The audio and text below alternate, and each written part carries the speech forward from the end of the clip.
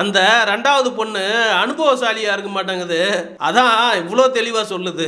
Love தான் இல்லைங்க, இந்த காலத்துலலாம் உண்மையா யாரும் இல்லைங்க. லவ்லாம் பண்ணா வேஸ்ட்டு தான், வாயில விட்டுட்டு போயிடுவாங்க.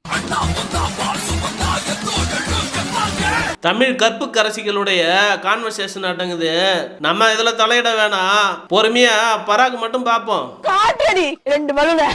ஐயோ பேப்பர் பண்டது. இப்ப 1000 தான். இப்ப அவனை நம்பி அவன் உடம்ப காமிச்சுட்டா, ஆற்றங்கரை ஓரத்திலேயோ அல்லது செடி கொடிகளின் மறைவிலையோ, அதுக்காக போய் நீ அவளை நம்பி காமிச்சா இல்ல காலை விரிக்கும் போது தெரியலையா பொண்ணுங்களுக்கு? ஒரு கேள்வி.